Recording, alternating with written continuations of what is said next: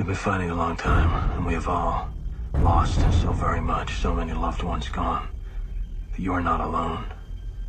There are pockets of resistance all around the planet. We are at the brink. You have no idea how important you are. If you're listening to this, you are the resistance. What if the democracy we thought we were serving no longer exists? And the Republic has become the very evil we've been fighting to destroy?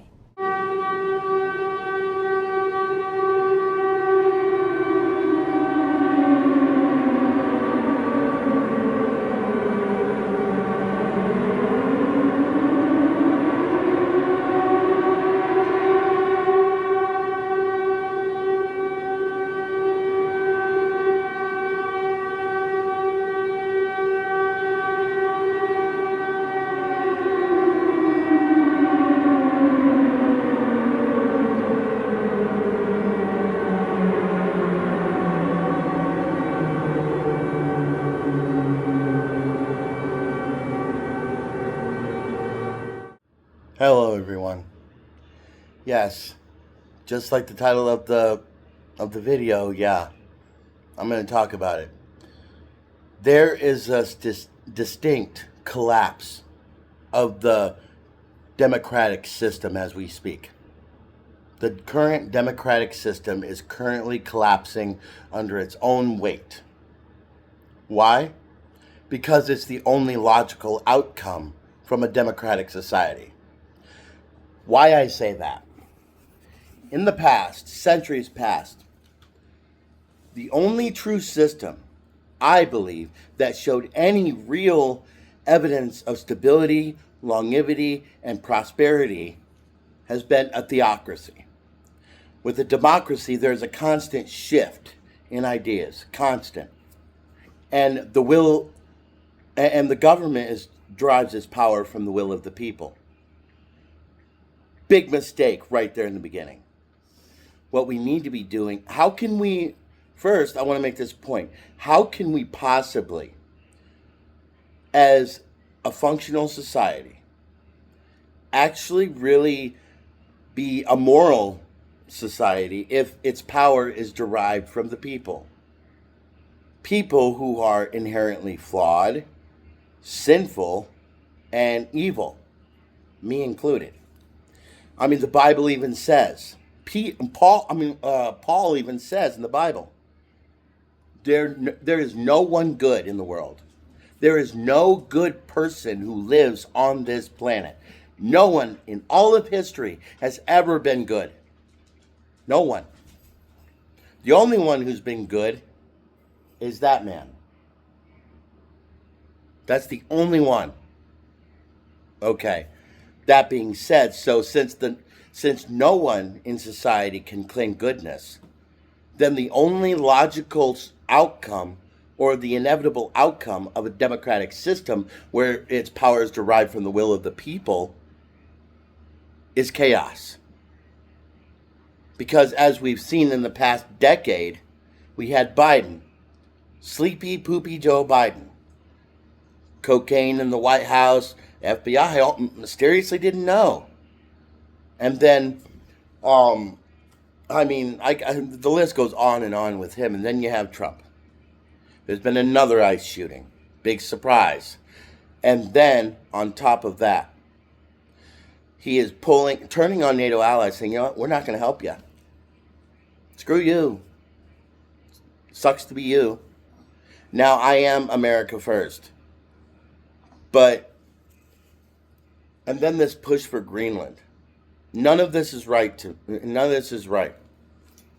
None of it. What we are seeing, including with the geopolitics globally and the internal strife, is the only logical, inevitable outcome from a democratic society.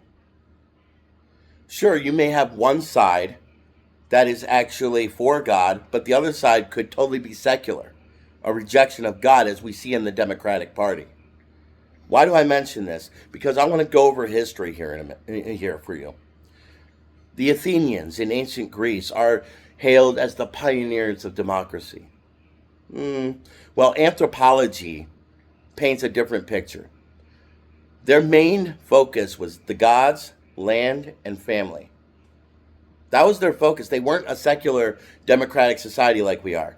If they were here today and saw this, and saw our democratic society, they would be shocked. They wouldn't even recognize it. They wouldn't. They would find it appalling. And we would consider them, we would consider them extremists. From a pagan standpoint, yes, because that time they were pagan. They were traditionalists, really. So why do I mention that? Okay, let's go to the French Revolution. And there's a reason why I'm going through this history here. The French Revolution was orchestrated by the Masonic sects. It was them tearing down the monarchical system, the theocratical system. And as we all know, not many of you know, so I'm just going to say it. The French Revolution was one of the greatest evils of all history. It was not an enlightenment. It was not a liberation. It was the slaughter of innocent people, the slaughter of clergy, nuns, anyone who didn't side with the Enlightenment, even average people like you and me, would be killed during the Enlightenment of the French Revolution. Okay, and this was orchestrated by the Masonic sects. I mentioned that for a very good reason. Now, if we go to the American Revolution, what many of you do not know, and what history fails to report on, is that there would be no America without the Masonic sects. Without the Masonic and Freemason societies, there wouldn't be an America. George Washington was a Freemason. Benjamin Franklin was a Freemason. Baron von Steuben was a Freemason. As a matter of fact, at the Capitol, George Washington performed a Masonic ritual. A Masonic ritual was performed at the Capitol. And I would like to also add that "In God We Trust" was not the original motto. It was put in our government as a PR move during the Cold War. So, and then look at the history of democracy. You have the Civil War. Then you have two major world wars. And then we're under a risk of a third world war now. And extreme strife in the United States. How many times are we going to beat a dead horse before we realize, hey, this horse is pretty dead, maybe we should get a new one? The democratic system has failed. It's failed in its charge to provide peace, prosperity, and security. Do we really want to be the kind of nation that takes over other nations? Threatening Mexico, Cuba, taking over Greenland? They don't even want to be a part of us. Now, if they wanted to, yeah, bring them in. I'll welcome them as brothers and sisters. But they don't. So how do we have the right to push our will on them? It's a violation of free will. According to the Code of Canon Law in the Catholic Church, a Christian has the right to withdraw its loyalty from the country they are staying in if that country has rejected God and has become immoral. I think it's time we withdraw our loyalty from the United States. As Christians, it's "In God We Trust" is a facade. The original saying was a Masonic, I don't remember it now, but it was a Masonic fraternity phrase. It was only added as a PR move. It's a facade. We've never been a country under God. We've been a country under the Masons, yes. And look at the Civil Rights Movement, slavery, what happened to the Indians. All throughout history, there has been oppression and exploitation of the weak. Is this really what we want to be as Christians? That kind of people? I say America has failed in its charge. And they don't have my loyalty anymore. I am no longer loyal to the United States of America. They don't have my loyalty anymore. My loyalty belongs to God alone. Him alone. I don't follow you, America. I don't follow the democratic system. And this is ultimately what I want to discuss with you, Michael Knowles. So again, debate me. Let's talk this. Let's talk this out. Let's discuss this. Let's actually debate this. Unless you can't stand my arguments. Unless you don't have the balls. Just saying. So again, debate me. If you've got the guts. From one Catholic to another. No malice here. But I want to debate you. And if you don't, well, that just tells me you're a coward. And you're a sellout. I know I'm using strong language here, but someone has to say it. This experiment called democracy is a failure. And when push comes to shove, I care about one thing. Keeping food in my family's bellies and keeping them safe.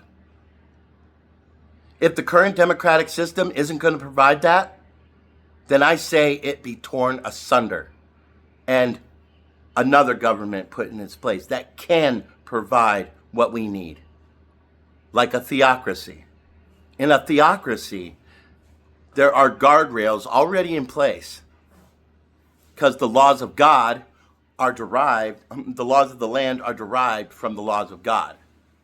So, which no leader can change. And in Christianity, as we all know, every single person is a child of God. Every single human being, every man, woman, and child on this planet is a child of God. Precious and loved as being priceless.